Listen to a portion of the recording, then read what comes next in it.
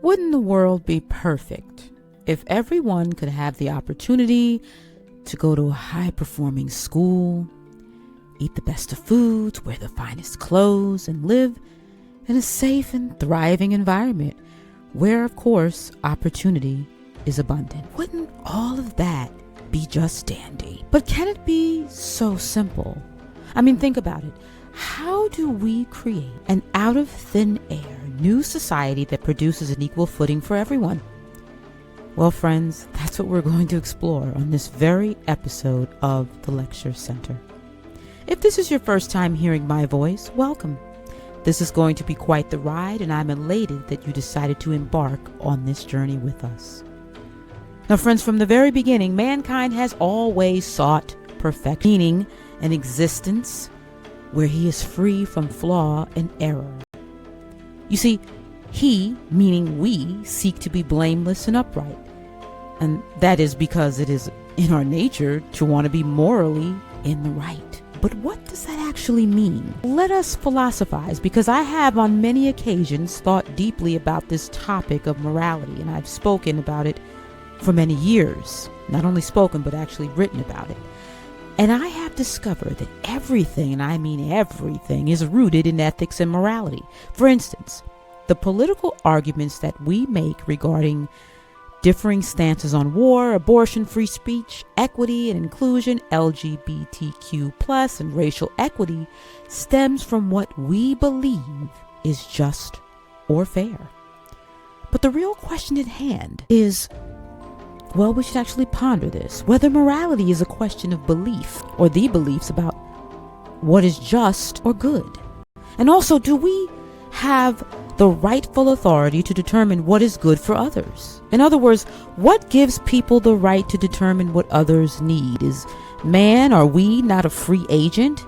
Can a man have the right to self-determination? And also, is justice the infringement of the personal rights of men to determine for themselves what is good or not good for them? These are, I believe, essential questions that will help guide us to think analytically and also critically. And this is very important because it allows for the expansion of the mind.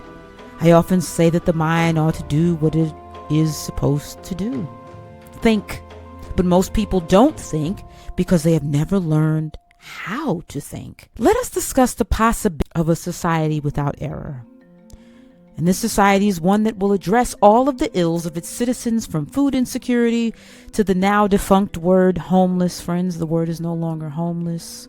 It's another politically correct word. I think it's called unhoused. So we're talking about the unhoused, the addicted, the mentally ill, the incarcerated, and of course, well, the rest of us, whatever category we fit into.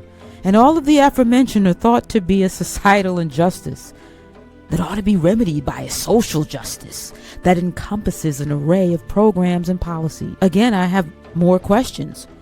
What if society is supposed to have ills? I mean, don't we have ills? Don't we have bodily ills and afflictions? For instance, let's say you get a cold and you're coughing, sneezing, and all that jazz, and you feel absolutely terrible.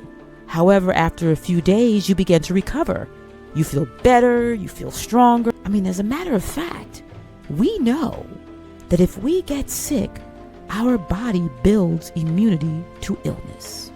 Therefore, it is the exposure to illness that allows for wellness. And I use this very important analogy to make a serious contrast to the current state of affairs. We all have an innate desire to be well. We want to be well. We have identified what we deem as illness in our society, and quite naturally we want to remedy the problems.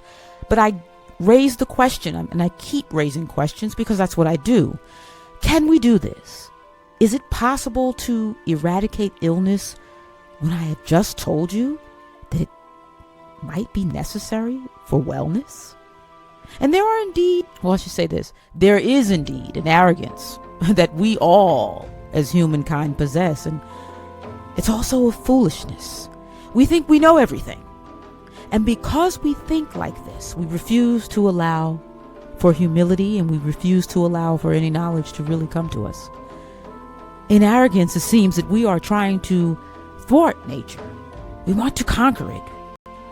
And there are those who would say, well, if we do nothing, if we allow for homelessness, if we allow for racial inequity, if we allow for people on drugs and all of these societal woes and ills, what kind of person, what kind of people would we be? Dear friends, the real error is not the condition of the world, but our arrogant thinking. Why do we think that people are so downtrodden and helpless that they are unable to tap into their own resources? I really want to understand that, because for years, we as men, mankind, have accomplished great feats. And then before the criticism is hailed at me, this is not a question of help. Help, I believe, is really edification. If we are not doing anything to uplift our fellows, then we are not helping them at all. As a matter of plain fact, we are impaling them. If we really want to help people, we ought to teach them how to help themselves. There's nothing more noble than to dignify a man and help him rise to his true potential. But it seems that the prevailing idea that moral uprightness entails handouts and freebies is crippling to the human soul.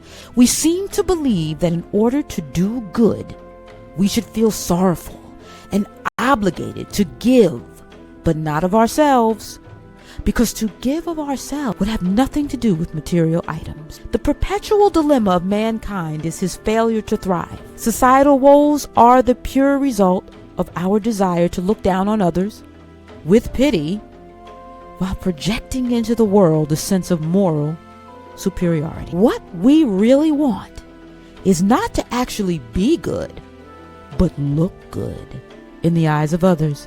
This, you see, is what makes for a sick society, one that secretly derives a sense of pleasure from the degradation of others. That is why there is a withholding of the knowledge needed to rise above adverse circumstance. Yes, there is indeed a secret knowledge, friends, that allows for the edification of all men. Some men would die to know this knowledge. Others would die to keep it from being revealed. If you enjoyed this content and you would like to hear more, please consider subscribing and leave a comment. Until next time.